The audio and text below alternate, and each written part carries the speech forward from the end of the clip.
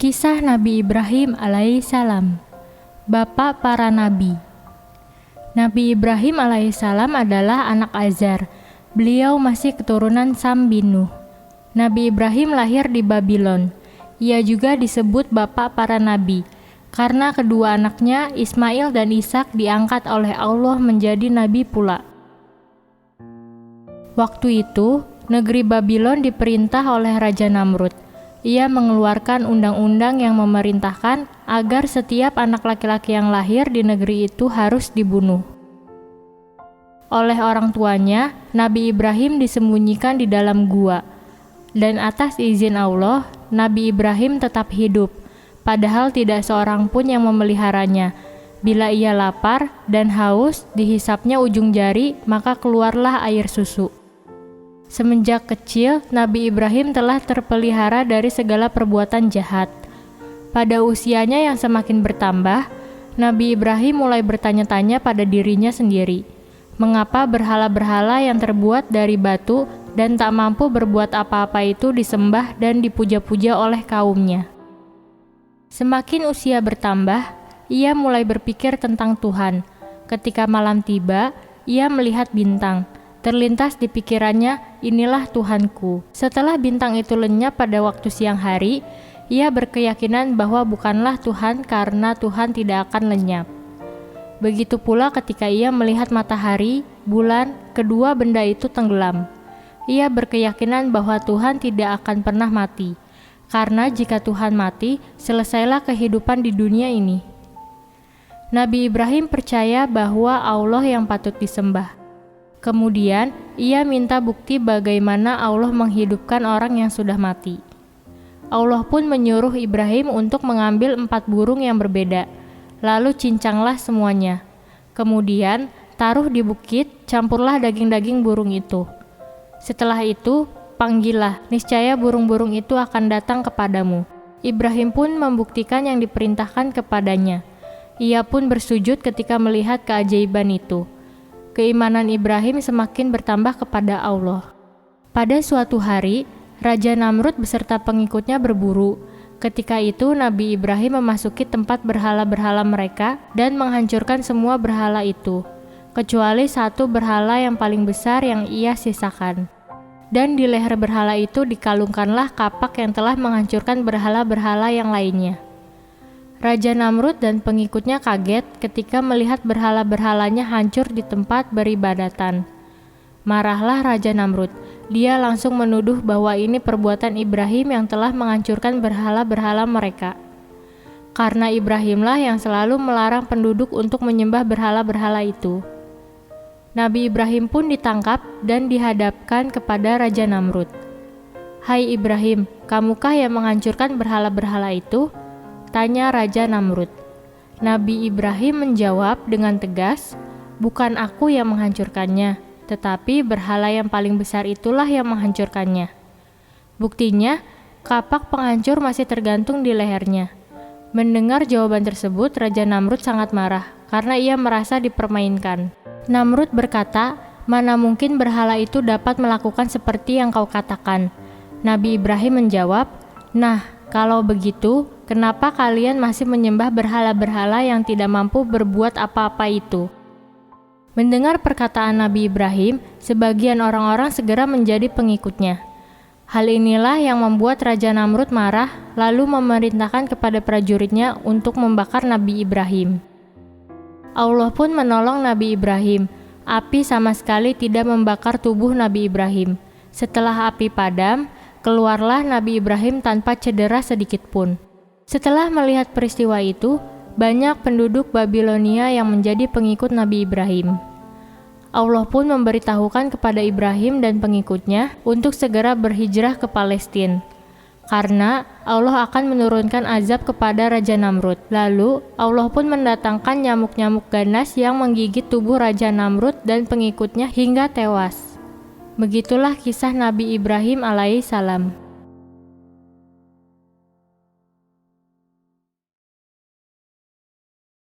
Kisah Nabi Ismail alaihissalam, anak yang patuh terhadap perintah Allah. Nabi Ibrahim mempunyai 2 orang istri, yaitu Siti Sarah dan Siti Hajar. Dari Siti Hajar inilah Nabi Ibrahim mempunyai anak yang bernama Ismail. Nabi Ibrahim kemudian membawa istrinya, Siti Hajar dan Ismail yang masih bayi ke negeri Mekah, yang pada waktu itu masih berupa padang pasir kosong, belum didiami oleh manusia. Atas perintah, Nabi Ibrahim kembali ke negeri Syam untuk menemui istri yaitu Siti Sarah. Suatu ketika, Siti Hajar kehabisan air. Beliau sangat kehausan sehingga air susunya pun kering. Dan dalam usahanya mencari air, Siti Hajar berlari ke Bukit Safa dan Marwa. Tetapi beberapa kali pulang balik antara kedua bukit itu, ia tidak mendapatkan air juga. Siti Hajar kembali ke Ismail yang masih menangis sambil menghentak-hentakan kedua kakinya. Dengan izin Allah, memancarlah air mata di dekat Ismail yang sedang menangis. Kemudian Siti Hajar tergesa-gesa untuk menampungnya, sampai sekarang telaga itu dinamakan Telaga Zam-Zam. Ketika Nabi Ibrahim kembali ke Mekah untuk menemui Ismail dan ibunya, tempat tinggal mereka telah berubah menjadi perkampungan yang subur dan makmur. Siti Hajar dan Ismail hidup dalam kecukupan, tidak kekurangan sama sekali. Dan Nabi Ibrahim sangat bersyukur kepada Allah karenanya telah dikabulkan. Setiap malam Nabi Ibrahim bermimpi menyembelih Ismail. Ia berkeyakinan ini adalah perintah Allah. Kemudian Nabi Ibrahim menceritakan mimpinya kepada Ismail. "Wahai ayahku, laksanakanlah perintah Allah. Mudah-mudahan aku termasuk orang-orang yang bersabar." Keesokan harinya, Nabi Ibrahim membawa Ismail ke padang pasir. Iblis mencoba menggoda Nabi Ibrahim dan Ismail. Akan tetapi, mereka berdua mengusir iblis dengan melemparkan kerikil. Ismail pun diletakkan di atas batu. Ketika pedang sudah hampir di leher Ismail, secepat kilat, malaikat menarik Ismail dan menggantikannya dengan domba yang besar dan sehat. Setelah Ismail dewasa, Allah memerintahkan kepada Nabi Ibrahim untuk membangunkan Ka'bah sebagai kiblat kaum muslim. Nabi Ibrahim dan Ismail membangun Ka'bah dengan bebatuan. Setelah selesai, Allah memerintahkan kepada Nabi Ibrahim alaihissalam agar mengundang dan mengajak kepada seluruh umat Islam untuk melaksanakan ibadah haji.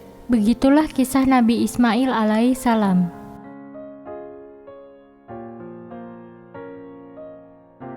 Kisah Nabi Ishak alaihissalam membuat ibundanya tertawa. Nabi Ishak alaihissalam adalah anak Nabi Ibrahim dari Siti Sarah. Ishak berasal dari bahasa Ibrani yang berarti tertawa.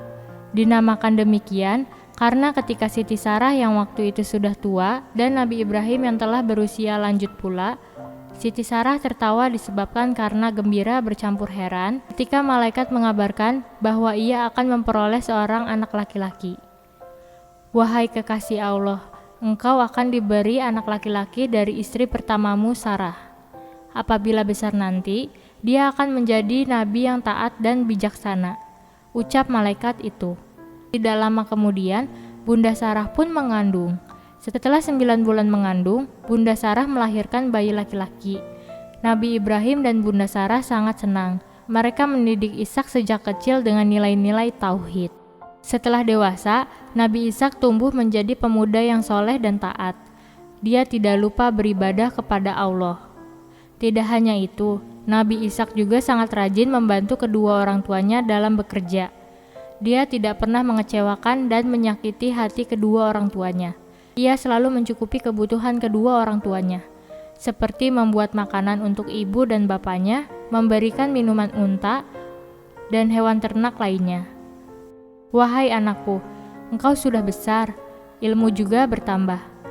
Mari kita berdakwah kepada rakyat Palestina untuk mengajak mereka masuk Islam," ucap Nabi Ibrahim kepada Ishak.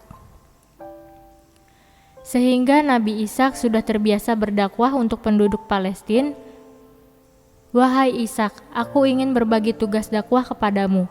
Engkau berdakwah di daerah Kanan dan Sam," ucap Nabi Ibrahim. Nabi Ishak pun menyanggupi permintaan Nabi Ibrahim. Setelah cukup umur, Nabi Ishak dinikahkan dengan Rifkah, seorang wanita solehah. Rifkah sendiri adalah putri saudara kandung Nabi Ibrahim yang bernama Bitawel bin Nahur. Setelah menikah, Nabi Ishak semakin bersemangat dalam berdakwah. Dia tidak kenal lelah mengajak penduduk Palestina untuk beriman kepada Allah, serta menyuruh meninggalkan segala perbuatan maksiat. Penduduk Palestina menerima dakwah Nabi Ishak dengan tangan terbuka. Banyak dari mereka yang beriman kepada Allah. Lalu, Nabi Ishak alaihissalam menjadi orang terkemuka. Allah memberikan putra kepada Nabi Ishak, seorang anak laki-laki yang bernama Yakub, yang kelak melanjutkan dakwahnya. Pada usia 180 tahun Nabi Ishak, ia didatangi oleh malaikat Israel. "Wahai Nabi Allah, aku ditugaskan oleh Allah untuk menjemputmu." "Wahai malaikat, laksanakanlah perintahnya. Aku sudah siap," ucap Nabi Ishak kepada malaikat Israel. Nabi Ishak pun meninggal di Madinah. Begitulah kisah Nabi Ishak alaihissalam. Kisah Nabi Yakub alaihissalam. Keturunannya menguasai dunia. Nabi Yakub adalah anak Nabi Ishak alaihissalam. Nabi Yakub diutus Allah untuk menyeru umat manusia di negeri Kanan untuk beriman kepada Allah. Nabi Yakub mendapat wasiat dari Nabi Ishak, ayahnya, untuk menemui paman yang berada di Babilonia. Di perjalanan Nabi Yakub selalu ditegur oleh penduduk Palestina karena ia terkenal baik hati dan suka menolong antara sesamanya. Pada waktu itu, udara sangat panas sekali, sehingga Nabi Yakub mencari tempat untuk beristirahat. Tidak lama kemudian, ia bermimpi banyak para malaikat yang turun ke bumi. Dan dalam mimpinya, Allah berpesan, "Wahai hambaku, engkau akan mendapat berkah dariku. Kelak keturunanmu akan banyak dan menguasai bumi." Nabi Yakub pun terbangun dari tidurnya. Kemudian ia melanjutkan perjalanannya. Nabi Yakub mempunyai 2 orang istri yang bersaudara, yaitu Laya dan Rahil. Pada saat itu, pernikahan seperti itu diperbolehkan, karena pada waktu itu belum dilarang. Dari keempat istrinya itu, Yakub memperoleh 12 orang anak laki-laki. Laya melahirkan Syamun, Rabin, Lawi, Yahuza, Zabulon, dan Yakasir. Rahil melahirkan Yusuf dan Bunyamin. Rahil meninggal dunia setelah melahirkan Bunyamin. Sedangkan dari Balha dan Zulfa, masing-masing melahirkan 2 orang anak laki-laki. Anak-anak Yakub ini yang menjadi cikal bakal kabilah-kabilah Bani Israel. Dalam usia lanjut, Nabi Yakub tinggal bersama anaknya, yakni Nabi Yusuf di Mesir. Sebelum meninggal, Nabi Yakub memanggil seluruh anak-anaknya. Kemudian ia bertanya, "Siapakah yang akan kalian sembah setelah aku meninggal?" Dengan serempak mereka menjawab, "Kami akan menyembah Tuhan, Tuhanmu dan Tuhan bapak-bapak engkau, Tuhan Ibrahim, Ismail, dan Ishak, yaitu Tuhan Allah yang Maha Esa, dan kami semua akan tunduk dan patuh kepadanya." Begitulah kisah Nabi Yakub alaihissalam. Kisah Nabi Musa alaihissalam. Tongkatnya berubah menjadi ular. Dahulu kala, Mesir dipimpin oleh Fir'aun, seorang raja yang kejam dan menganggap dirinya sebagai Tuhan. Fir'aun memerintahkan kepada seluruh prajuritnya untuk membunuh seluruh bayi laki-laki Bani Israel, karena kelak bayi-bayi itu yang akan menghancurkan kerajaannya, seperti dalam mimpinya. Ketika Musa lahir, Allah memberikan ilham kepada ibunda Musa untuk menghanyutkan anaknya ke sungai Nil. Oleh ibunda Musa, Musa dimasukkan ke dalam peti, lalu peti itu dihanyutkan ke sungai Nil supaya tidak dibunuh oleh Fir'aun. Allah pun menyelamatkan Musa. Musa ditemukan oleh istrinya Fir'aun di sungai Nil. Dari awal, Fir'aun mulai curiga bahwa bayi yang dibawa istrinya adalah bayi yang akan menggulingkan kekuasaannya. Musa menjadi seorang pemuda yang taat. Pada suatu hari, Musa melihat ada keributan antara orang Mesir dengan Bani Israel. Musa mencoba melerai kedua orang itu. Tidak sengaja, Musa memukul orang Mesir hingga tewas. Musa menyesali perbuatannya. Ia pun memohon ampunan kepada Allah.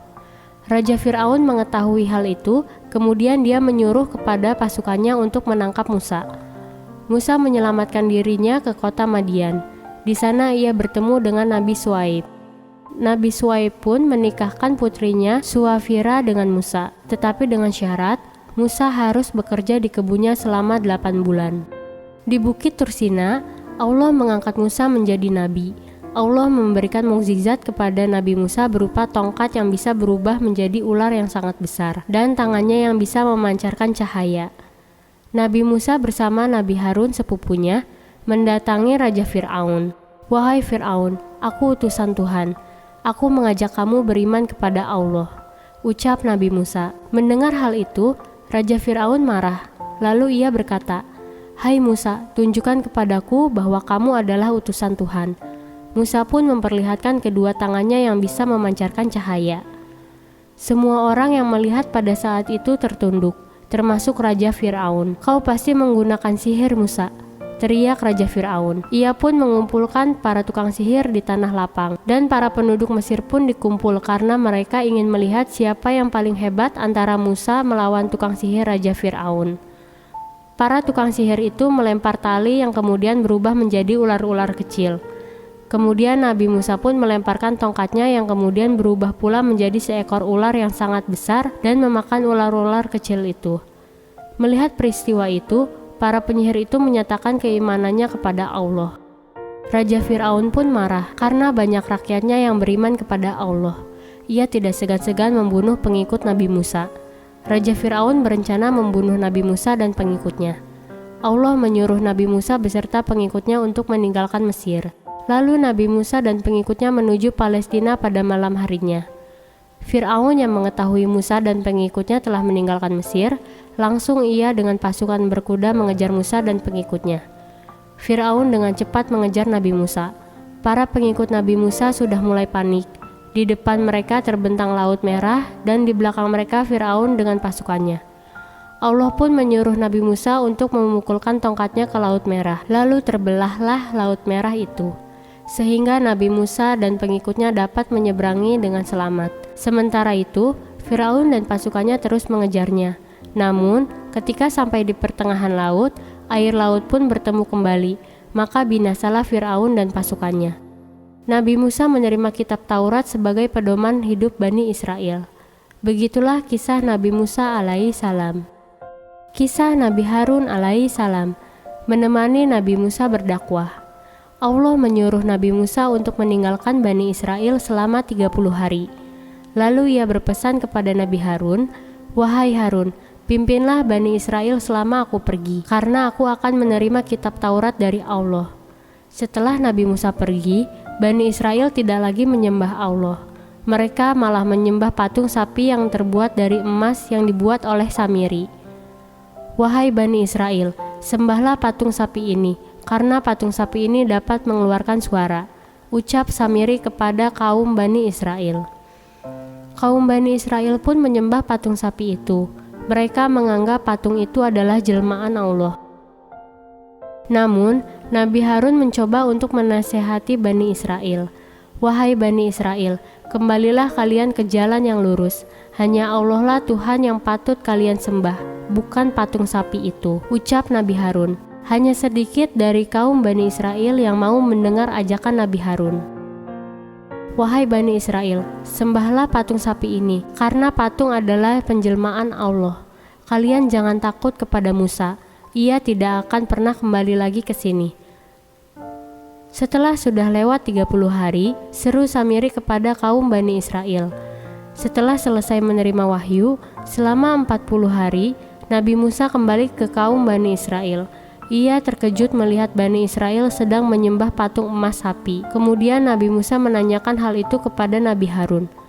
"Selama kamu pergi, Samiri mengajak Bani Israel untuk menyembah patung sapi itu," ucap Nabi Harun. Musa lalu menemui Bani Israel. Lalu ia berkata, "Wahai Bani Israel, apakah kalian sudah lupa siapa yang menyelamatkan kalian dari kejaran Fir'aun?" Tidak ada yang berani menjawab perkataan Nabi Musa.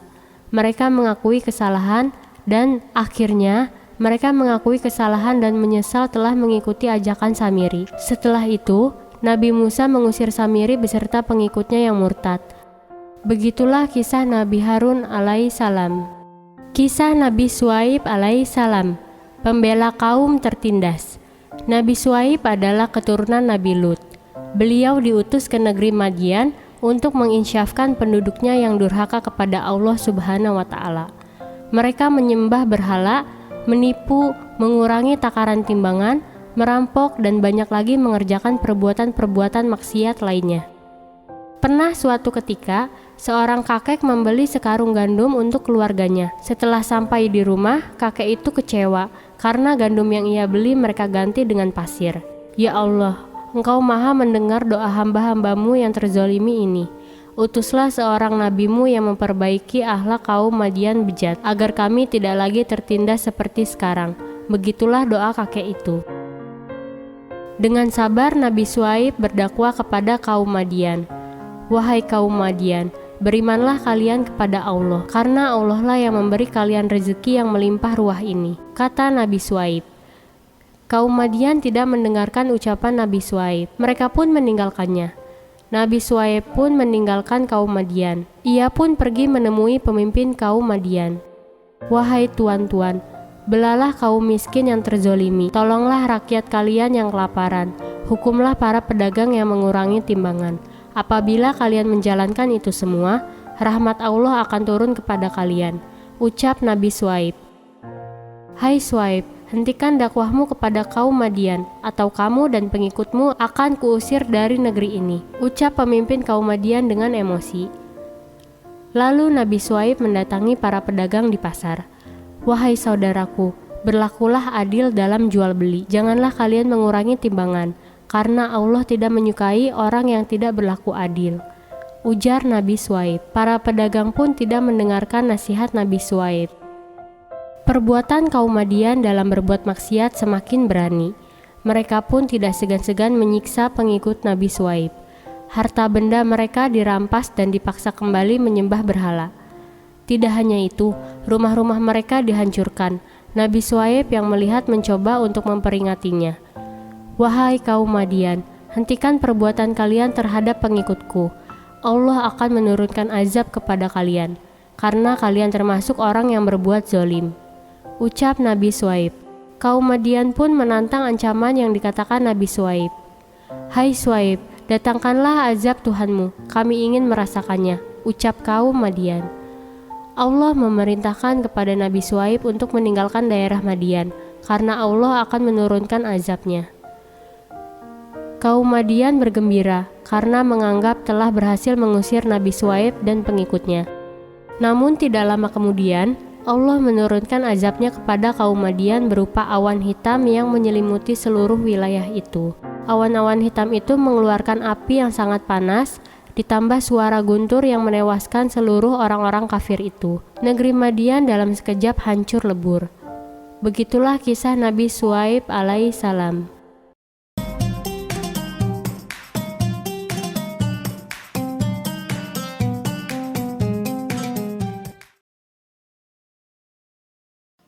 Kali ini kita bercerita asal mula harta Qarun. Qarun adalah seorang pengikut Nabi Musa. Qarun sangat taat beribadah. Setiap hari kegiatannya hanya beribadah. Saat itu, Qarun termasuk ulama yang disegani. Qarun tidak terlalu memikirkan urusan duniawi. Karena itulah Qarun dan keluarganya hidup serba kekurangan. Ilsa, istri Qarun, sering mengeluh. Ia sering meminta agar Qarun mau berusaha sedikit lebih keras agar mereka tidak terus-menerus miskin. Lalu sang istri Ilsa berkata, "Suamiku, aku sudah bosan hidup miskin. Mengapa keadaan kita terus-menerus begitu? Padahal kau rajin beribadah.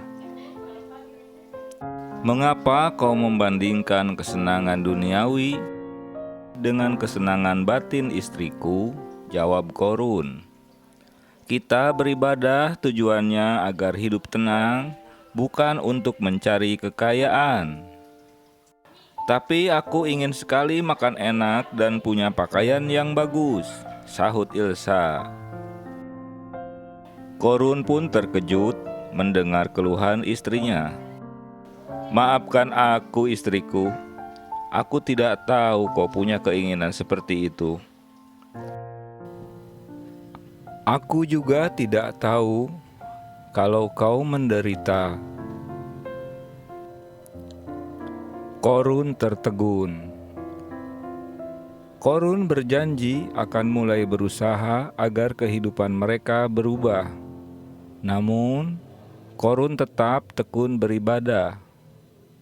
Suatu hari, Korun kedatangan 2 orang tamu. Mereka adalah utusan dari Raja Golan.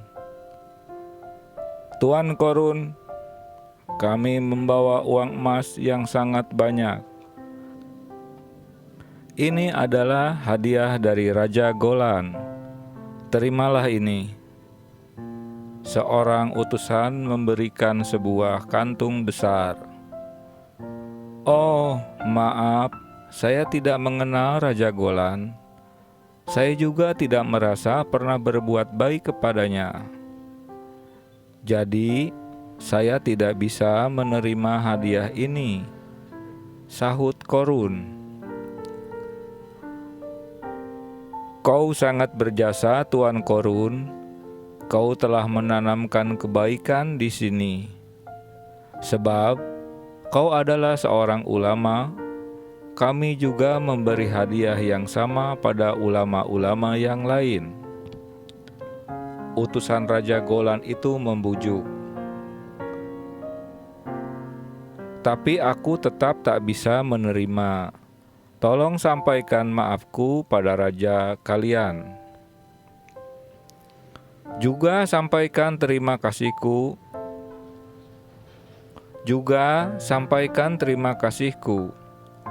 Korun tetap menolak.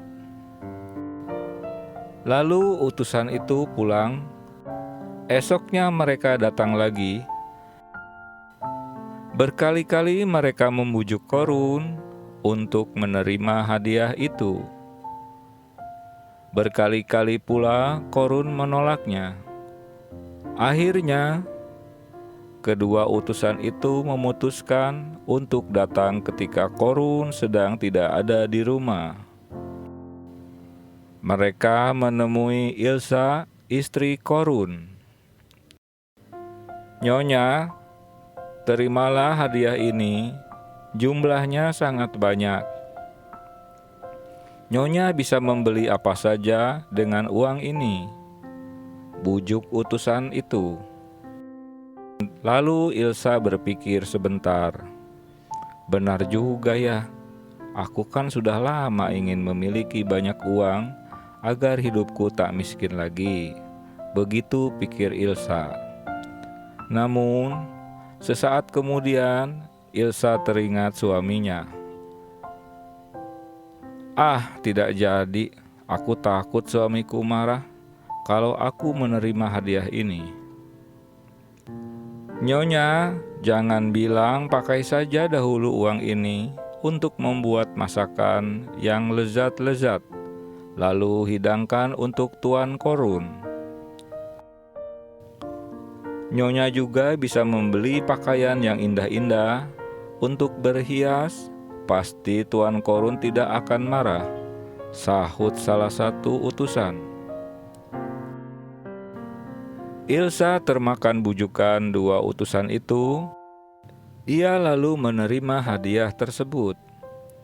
Sorenya, ketika pulang, Korun terkejut melihat makanan lezat telah terhidang. Ia juga terkejut melihat istrinya memakai pakaian indah.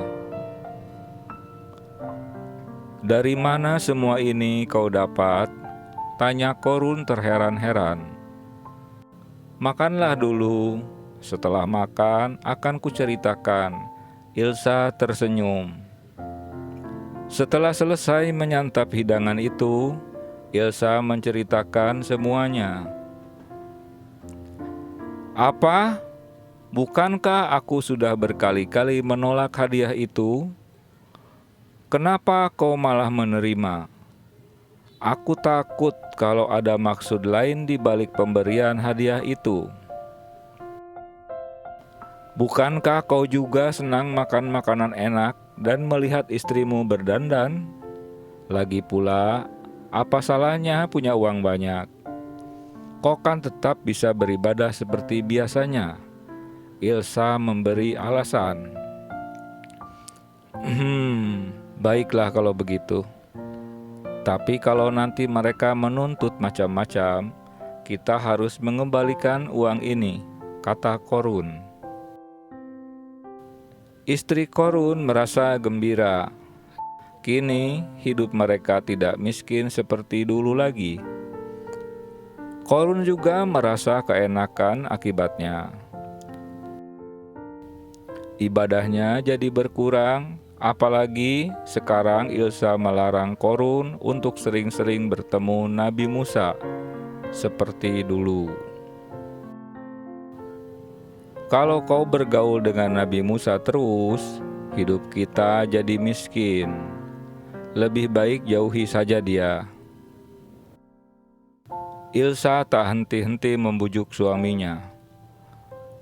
Karena terus dibujuk istrinya, lama-kelamaan Korun tak pernah beribadah lagi. Ia sibuk mencari harta dengan jalan berdagang. Setiap hari, pekerjaannya adalah mengumpulkan harta. Makin hari, hartanya semakin banyak. Akhirnya, Korun menjadi orang yang sangat kaya. Sayangnya, Korun sombong dan pelit. Dia ingin selalu berkuasa dan ingin selalu mendapat pujian. Semua kekayaannya dihitung sampai yang sekecil-kecilnya. Kalau hartanya hilang salah satu dinar saja, Korun pasti tahu. Suatu hari, seorang sahabat lama mengingatkan Korun agar membayar zakat. Dengan terpaksa, Korun mendatangi Nabi Musa. "Ya Musa, aku datang untuk menanyakan berapa zakat yang harus kubayar," kata Korun pada Nabi Musa. "Setiap 1.000 kambing, zakatnya 1 kambing. Setiap 1.000 gram emas, zakatnya 1 gram emas. Setiap 1.000 dinar, zakatnya 1 dinar. Begitu seterusnya," sahut Nabi Musa. Korun segera pulang, lalu menghitung kekayaannya, juga zakatnya. Rupanya, zakat yang harus dibayarnya sangat banyak. Uang sebanyak ini diberikan pada orang lain? Sayang sekali, pikir Korun. Rasa kikirnya muncul. "Aku sudah payah mencari uang sebanyak ini. Rugi sekali harus dibuang percuma. Jangan-jangan peraturan zakat ini hanya tipu muslihat Musa untuk membuat sejahtera dirinya."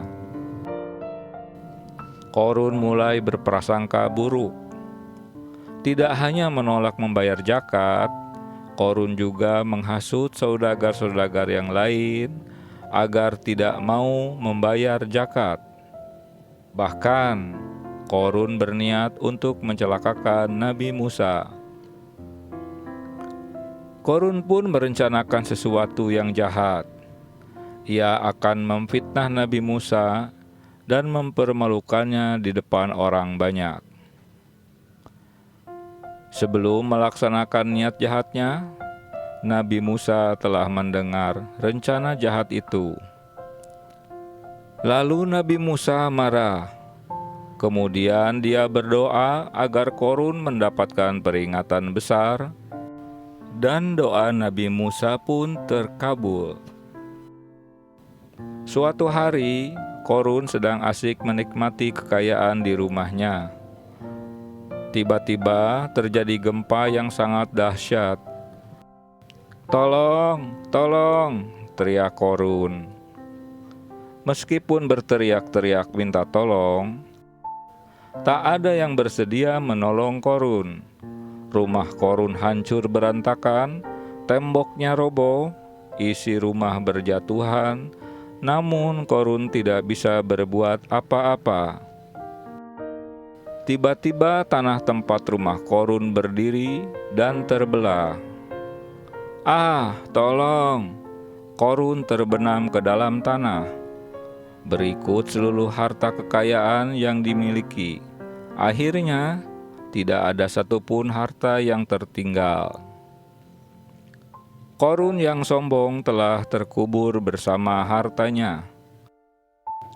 Itulah sebabnya, kalau ada orang yang menemukan harta dari dalam tanah, harta itu disebut harta karun.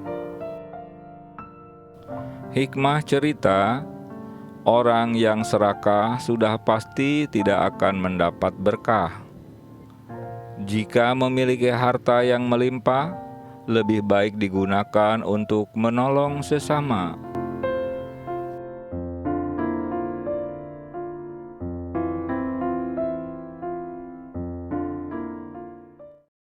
Kisah Nabi Ayub alaihissalam, sabar dalam menerima ujian. Nabi Ayub adalah anak Nabi Ishak. Beliau adalah seorang rasul yang kaya raya dan mempunyai banyak anak. Meskipun kaya raya, namun Nabi Ayub tidak pernah melupakan ibadah kepada Allah. Iblis tidak senang terhadap Nabi Ayub karena ia termasuk hamba-hamba yang soleh. Kemudian iblis meminta izin kepada Allah, "Wahai Allah, wajar saja Ayub rajin beribadah kepadamu karena dia memiliki harta yang banyak. Aku yakin kalau Ayub jatuh miskin, dia tidak akan beribadah kepadamu lagi.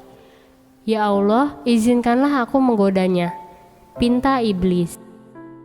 "Wahai iblis, ketahuilah, Ayub beribadah kepadaku karena dia ikhlas dan hanya mengharapkan ridhoku. Engkau tak akan mampu menggodanya. Aku mengizinkan engkau menggodanya." Setelah mendapatkan izin dari Allah, iblis pun mengumpulkan bala tentaranya. Lalu bala tentaranya iblis membakar harta kekayaan yang dimiliki Nabi Ayub. "Wahai Ayub, kenapa engkau masih beribadah kepada Allah, sedangkan hartamu sudah terbakar?" ucap iblis. "Innalillahi wa innalillahi roji'un. Semua dari Allah dan kini kembali kepadanya," jawab Nabi Ayub. Iblis pantang menyerah, kemudian ia membunuh semua anak-anak Nabi Ayub. "Wahai Ayub, Allah telah murka terhadapmu dan anak-anakmu mati semua. Kenapa engkau masih menyembah?" kata iblis. Setelah sholat, Nabi Ayub berkata, "Hai iblis terkutuk, harta dan anak adalah titipan dari Allah. Dia berhak mengambil apa yang ada pada hambanya. Semoga aku termasuk tergolong hamba-hamba yang sabar," ucap Nabi Ayub. Iblis pun semakin emosi mendengar ucapan Nabi Ayub. Kemudian dia meniupkan penyakit ke seluruh tubuhnya. Penyakit yang tidak ada obatnya, seluruh anggota tubuh Nabi Ayub menjadi busuk dan bau. "Hahaha, pasti engkau tak akan beribadah kepada Allah lagi. Aku yakin kesabaranmu akan habis," ledek iblis sambil tertawa. Penyakit yang diderita oleh Nabi Ayub sangat mengerikan. Seluruh kulit dan dagingnya menjadi busuk. Tidak hanya itu, banyak sekali ulat-ulat kecil yang memakan daging busuk-busuk itu. Para tetangganya yang dulu baik, satu persatu meninggalkannya karena takut tertular oleh penyakit yang diderita oleh Nabi Ayub. Mereka pun mengusir Nabi Ayub dari tempat tinggalnya. Yang bisa dilakukan Nabi Ayub hanyalah berbaring di atas kasur. Tetapi dia tetap bersabar. Lisannya tidak pernah berhenti berzikir kepada Allah. Bertahun-tahun dia menderita penyakit tersebut. Dia tidak pernah mengeluh kepada Allah karena penyakit yang dideritanya. Nabi Ayub hanya berdoa kepada Allah, "Ya Allah, yang Maha Pengasih lagi Maha Penyayang, janganlah hati dan lisan yang aku miliki dimakan oleh ulat-ulat ini." Allah pun mengabulkan doa Nabi Ayub. Ulat-ulat itu tidak memakan hati dan lisan Nabi Ayub. Suatu ketika, Nabi Ayub memanggil istrinya Rahmah. Akan tetapi istrinya tidak datang.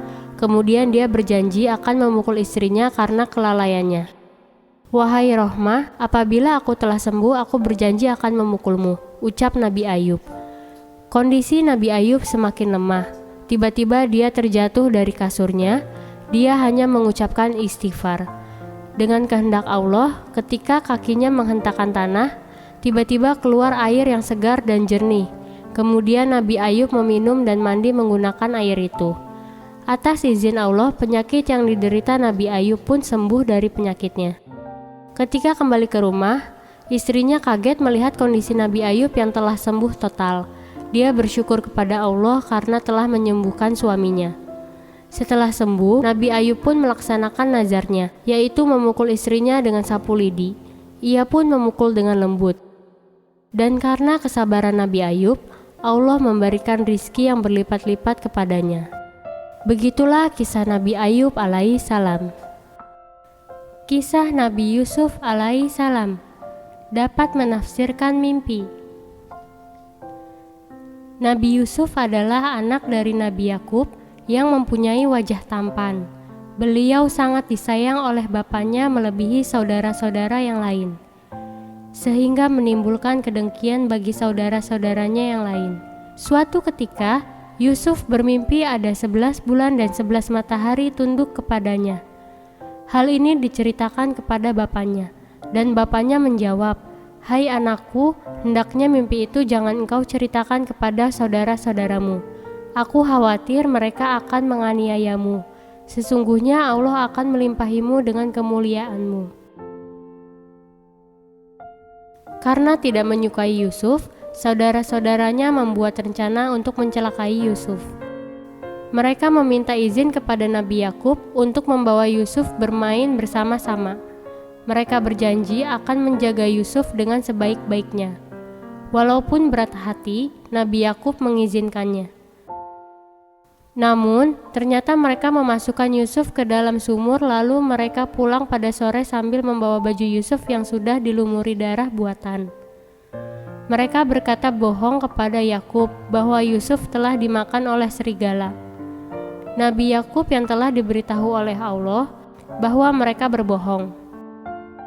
Yusuf ditolong oleh musafir yang mau mengambil air di dalam sumur. Lalu musafir tersebut menjual Yusuf ke Kiftir, seorang pejabat negara Mesir. Kebetulan Zulaika istrinya tidak mempunyai anak. Oleh mereka Yusuf dijadikanlah anak angkat. Yusuf tumbuh menjadi pemuda tampan sehingga Zulaika jatuh cinta terhadapnya. Pada suatu hari, Zulaika ingin bercinta dengan Yusuf. Yusuf pun menolak ajakan Zulaika. Kemudian ia hendak pergi keluar rumah, akan tetapi Zulaika mengejarnya dari belakang, sehingga baju Yusuf sobek. Bertepatan itu Kiftir datang dan melihat apa yang terjadi.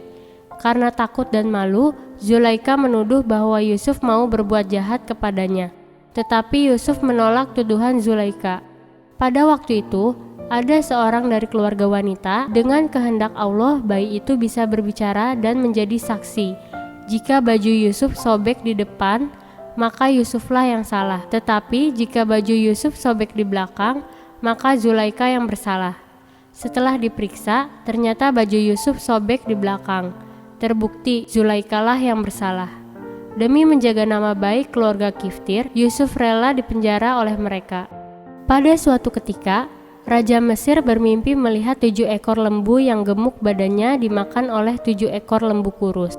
Beliau juga melihat 7 tangkai gandum kering kerontang tanpa buah. Baginda Raja menanyakan arti mimpinya kepada seluruh orang yang pandai di Mesir. Namun, tidak ada yang mampu mengartikan mimpi Raja. Lalu mimpi itu ditanyakan kepada Nabi Yusuf. Ia pun berkata, 7 tahun ini perbanyaklah persediaan makanan karena kerajaan akan dilanda musim kemarau yang panjang selama 7 tahun. Lalu siapkanlah bibitnya untuk musim tanam. Lalu akan datang musim hujan dan menyuburkan tanah. Raja pun puas dengan jawaban Yusuf karena masuk akal. Oleh karena itu, Yusuf pun diangkat oleh Raja Mesir menjadi Menteri Ekonomi. Apa yang diramalkan Nabi Yusuf pun terbukti. Selama 7 tahun Mesir dilanda musim kering. Ketika datang musim panceklik, negeri Mesir tidak kekurangan bahan makanan apapun. Banyak dari negara lain beramai-ramai meminta bahan makanan ke kerajaan Mesir. Termasuk saudara-saudara Nabi Yusuf pun meminta bahan makanan. Saudara-saudaranya tidak mengenali Nabi Yusuf. Akan tetapi Nabi Yusuf mengenali mereka. "Apakah keluarga kalian datang semua ke sini?" tanya Nabi Yusuf. "Tidak, adik kami menjaga ayah kami yang sudah tua dan buta," jawab mereka. Setelah memberi bahan makanan kepada saudara-saudaranya, Nabi Yusuf pun memberikan selendang dan menyuruh untuk mengusapkan kepada ayah mereka yang buta. Setelah sembuh, "Bawalah semua keluarga kalian ke sini," ujar Nabi Yusuf. Setelah sampai di rumah, mereka langsung menemui ayah mereka dan langsung mengusapkan selendang yang diberikan Nabi Yusuf. Dengan kehendak Allah, Nabi Yakub pun sembuh dan bisa melihat lagi.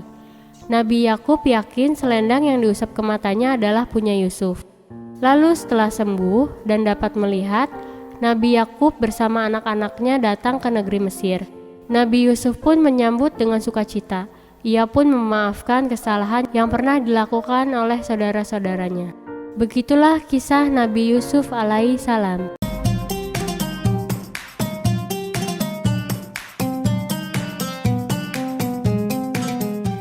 Cerita 1001 Malam. Tongkat Sakti Abu Nawas.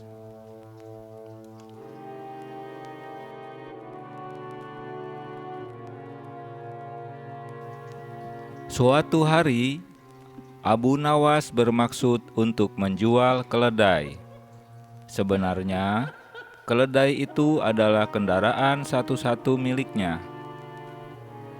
Namun, keluarganya sangat memerlukan uang, jadi Abu Nawas terpaksa menjual keledai itu. Esok harinya, Abu Nawas membawa keledainya ke pasar. Rupanya, ada 4 orang pencuri yang mengetahui rencana Abu Nawas. Abu Nawas tidak menyadari para pencuri itu akan mencuri keledainya. Para pencuri itu sepakat akan mengelabui Abu Nawas. Mereka pun menyusun rencana. Abu Nawas masih dalam perjalanan menuju ke pasar. Ketika ia beristirahat di bawah pohon, salah seorang pencuri mendekat. "Apakah kau akan menjual kambingmu?" tanya si pencuri, berusaha membohongi Abu Nawas. Abu Nawas terkejut mendengar pertanyaan itu. "Ini bukan kambing," sahut Abu Nawas. "Kalau bukan kambing, lalu apa?" tanya si pencuri. "Ini keledai," sahut Abu Nawas. "Ah, kau ini bagaimana? Kambing kau bilang keledai. Kalau tak percaya, jual saja ke pasar dan tanyakan pada penjualnya, ini kambing atau keledai," sahut si pencuri sambil berlalu. Namun, Abu Nawas tidak terpengaruh. Tak lama kemudian, ia meneruskan perjalanan dengan menunggangi keledai itu.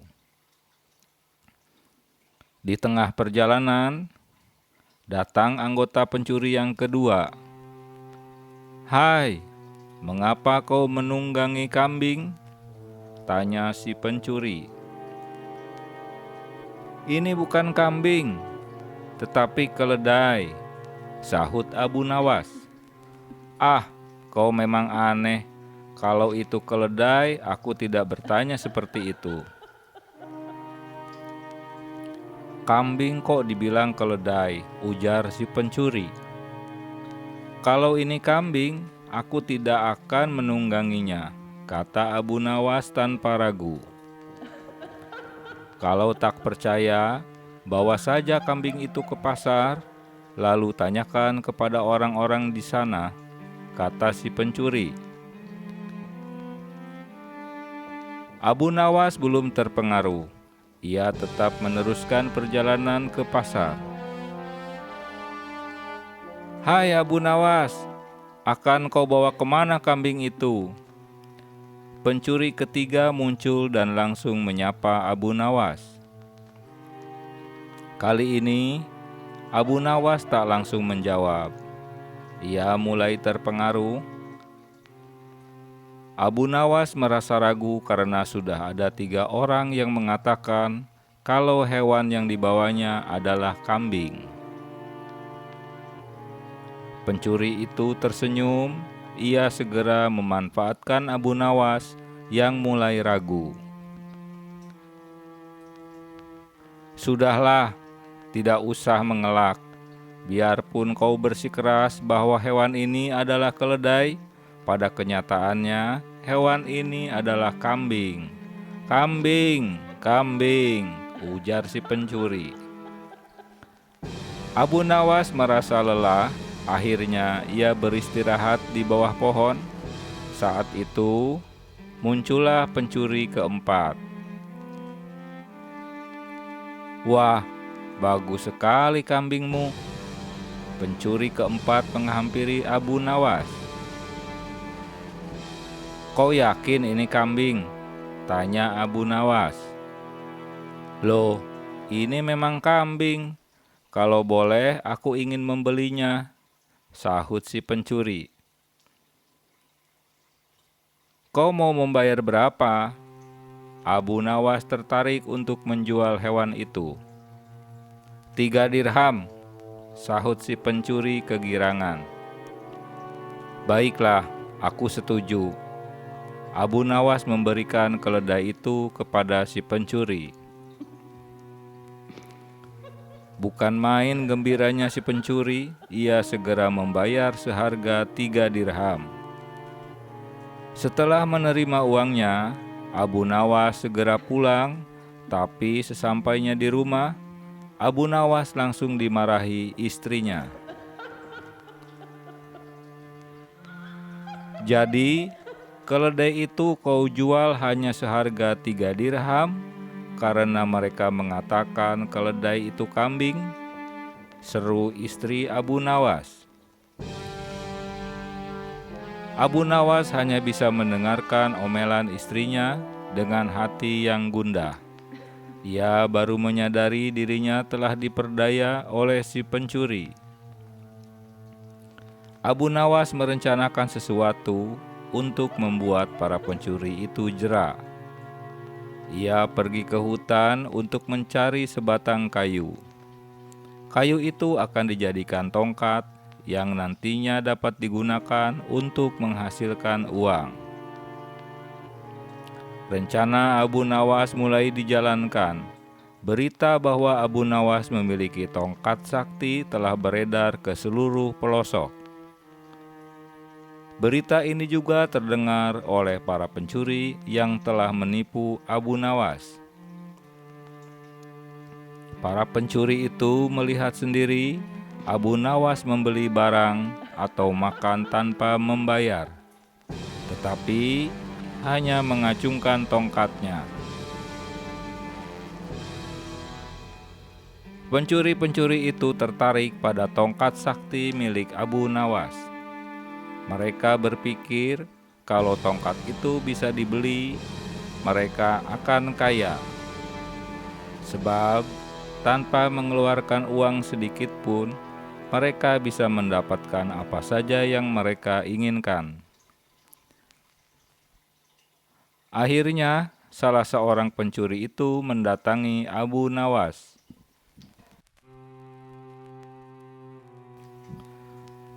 Apakah kau berniat menjual tongkatmu? Tanya si pencuri. Tidak, sahut Abu Nawas, pura-pura menolak. Bagaimana kalau aku bersedia membeli tongkat itu dengan harga yang sangat tinggi? Tanya si pencuri. Berapa? Abu Nawas pura-pura merasa tertarik. 100 dinar uang emas, sahut si pencuri tanpa ragu. Tapi tongkat ini adalah satu-satunya wasiat yang aku miliki. Abu Nawas masih berpura-pura. 100 dinar itu sangat banyak. Dengan uang sebanyak itu, kau sudah bisa hidup enak. Si pencuri terus membujuk Abu Nawas.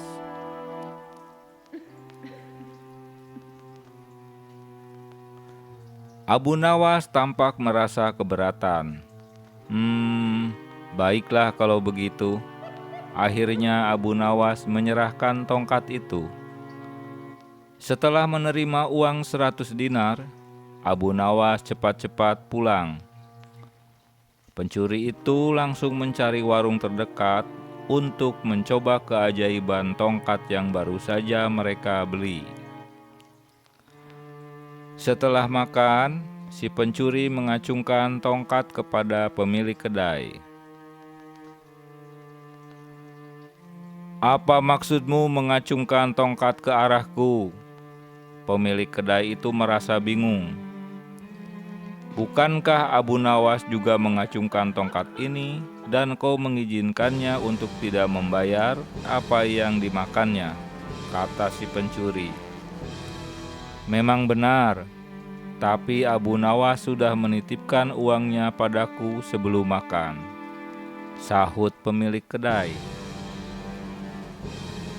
"Astaga, jadi aku rugi besar."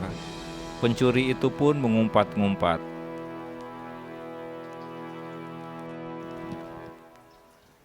Hikmah cerita, orang yang senang menipu orang lain, suatu saat akan tertipu oleh orang lain.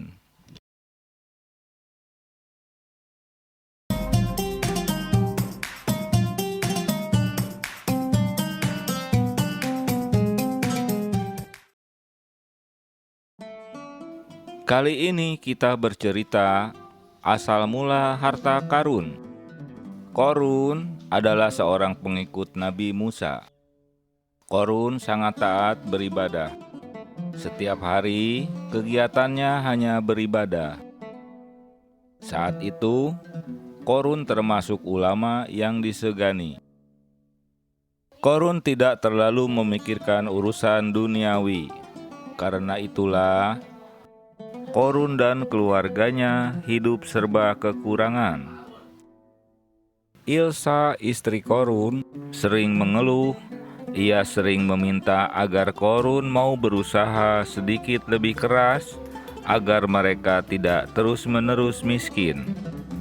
Lalu sang istri Ilsa berkata, "Suamiku, aku sudah bosan hidup miskin. Mengapa keadaan kita terus-menerus begitu? Padahal kau rajin beribadah. Mengapa kau membandingkan kesenangan duniawi dengan kesenangan batin istriku?" Jawab Korun. "Kita beribadah tujuannya agar hidup tenang, bukan untuk mencari kekayaan. Tapi aku ingin sekali makan enak dan punya pakaian yang bagus," sahut Ilsa. Korun pun terkejut mendengar keluhan istrinya. "Maafkan aku, istriku. Aku tidak tahu kau punya keinginan seperti itu." "Aku juga tidak tahu kalau kau menderita." Korun tertegun. Korun berjanji akan mulai berusaha agar kehidupan mereka berubah. Namun, Korun tetap tekun beribadah. Suatu hari, Korun kedatangan 2 orang tamu. Mereka adalah utusan dari Raja Golan. "Tuan Korun, kami membawa uang emas yang sangat banyak. Ini adalah hadiah dari raja." "Ini adalah hadiah dari Raja Golan. Terimalah ini." Seorang utusan memberikan sebuah kantung besar. "Oh, maaf, saya tidak mengenal Raja Golan. Saya juga tidak merasa pernah berbuat baik kepadanya. Jadi, saya tidak bisa menerima hadiah ini," sahut Korun. "Kau sangat berjasa, Tuan Korun. Kau telah menanamkan kebaikan di sini.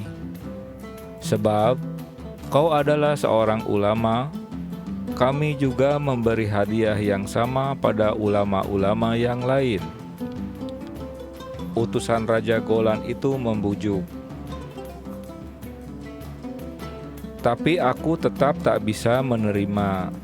Tolong sampaikan maafku pada raja kalian." Juga sampaikan terima kasihku.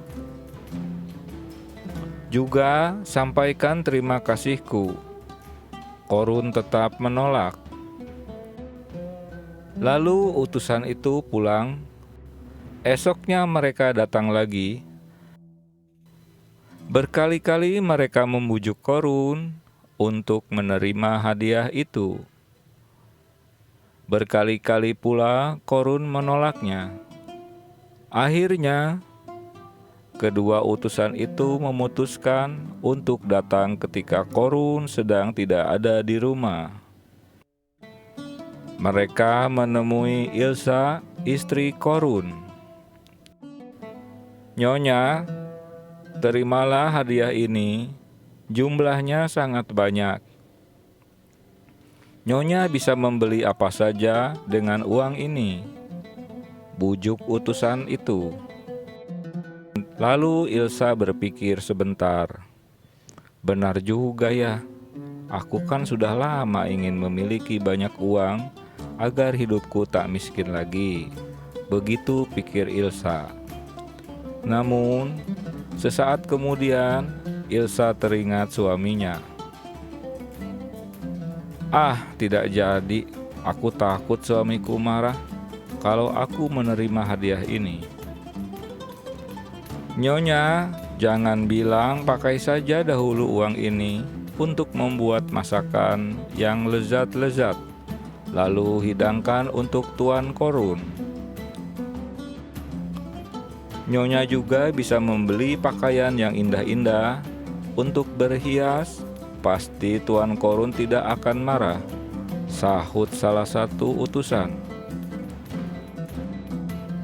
Ilsa termakan bujukan dua utusan itu. Ia lalu menerima hadiah tersebut. Sorenya, ketika pulang, Korun terkejut melihat makanan lezat telah terhidang. Ia juga terkejut melihat istrinya memakai pakaian indah. "Dari mana semua ini kau dapat?" tanya Korun terheran-heran. "Makanlah dulu. Setelah makan akan kuceritakan," Ilsa tersenyum. Setelah selesai menyantap hidangan itu, Ilsa menceritakan semuanya. "Apa? Bukankah aku sudah berkali-kali menolak hadiah itu? Kenapa kau malah menerima? Aku takut kalau ada maksud lain di balik pemberian hadiah itu. Bukankah kau juga senang makan makanan enak dan melihat istrimu berdandan? Lagi pula, apa salahnya punya uang banyak? Kau kan tetap bisa beribadah seperti biasanya." Ilsa memberi alasan. Baiklah kalau begitu. Tapi kalau nanti mereka menuntut macam-macam, kita harus mengembalikan uang ini," kata Korun. Istri Korun merasa gembira. Kini hidup mereka tidak miskin seperti dulu lagi. Korun juga merasa keenakan akibatnya. Ibadahnya jadi berkurang, apalagi sekarang Ilsa melarang Korun untuk sering-sering bertemu Nabi Musa seperti dulu. "Kalau kau bergaul dengan Nabi Musa terus, hidup kita jadi miskin. Lebih baik jauhi saja dia." Ilsa tak henti-henti membujuk suaminya. Karena terus dibujuk istrinya, lama-kelamaan Korun tak pernah beribadah lagi. Ia sibuk mencari harta dengan jalan berdagang. Setiap hari, pekerjaannya adalah mengumpulkan harta. Makin hari, hartanya semakin banyak. Akhirnya, Korun menjadi orang yang sangat kaya. Sayangnya, Korun sombong dan pelit. Dia ingin selalu berkuasa dan ingin selalu mendapat pujian. Semua kekayaannya dihitung sampai yang sekecil-kecilnya. Kalau hartanya hilang salah satu dinar saja, Korun pasti tahu. Suatu hari, seorang sahabat lama mengingatkan Korun agar membayar zakat. Dengan terpaksa, Korun mendatangi Nabi Musa. "Ya Musa, aku datang untuk menanyakan berapa zakat yang harus kubayar," kata Korun pada Nabi Musa. "Setiap 1.000 kambing, zakatnya 1 kambing. Setiap 1.000 gram emas, zakatnya 1 gram emas. Setiap 1.000 dinar, zakatnya 1 dinar. Begitu seterusnya," sahut Nabi Musa. Korun segera pulang, lalu menghitung kekayaannya, juga zakatnya. Rupanya, zakat yang harus dibayarnya sangat banyak. Uang sebanyak ini diberikan pada orang lain? Sayang sekali, pikir Korun. Rasa kikirnya muncul. "Aku sudah payah mencari uang sebanyak ini. Rugi sekali harus dibuang percuma. Jangan-jangan peraturan zakat ini hanya tipu muslihat Musa untuk membuat sejahtera dirinya." Korun mulai berprasangka buruk. Tidak hanya menolak membayar zakat, Korun juga menghasut saudagar-saudagar yang lain agar tidak mau membayar zakat. Bahkan, Korun berniat untuk mencelakakan Nabi Musa. Korun pun merencanakan sesuatu yang jahat. Ia akan memfitnah Nabi Musa dan mempermalukannya di depan orang banyak. Sebelum melaksanakan niat jahatnya, Nabi Musa telah mendengar rencana jahat itu. Lalu Nabi Musa marah.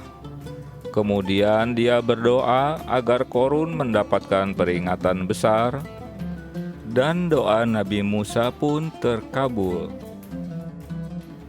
Suatu hari, Korun sedang asik menikmati kekayaan di rumahnya. Tiba-tiba terjadi gempa yang sangat dahsyat. "Tolong, tolong!" teriak Korun. Meskipun berteriak-teriak minta tolong, tak ada yang bersedia menolong Korun. Rumah Korun hancur berantakan, temboknya roboh, isi rumah berjatuhan, namun Korun tidak bisa berbuat apa-apa. Tiba-tiba tanah tempat rumah Korun berdiri dan terbelah. "Ah, tolong!" Korun terbenam ke dalam tanah. Berikut seluruh harta kekayaan yang dimiliki. Akhirnya, tidak ada satupun harta yang tertinggal. Korun yang sombong telah terkubur bersama hartanya. Itulah sebabnya, kalau ada orang yang menemukan harta dari dalam tanah, harta itu disebut harta karun. Hikmah cerita, orang yang serakah sudah pasti tidak akan mendapat berkah. Jika memiliki harta yang melimpah, lebih baik digunakan untuk menolong sesama.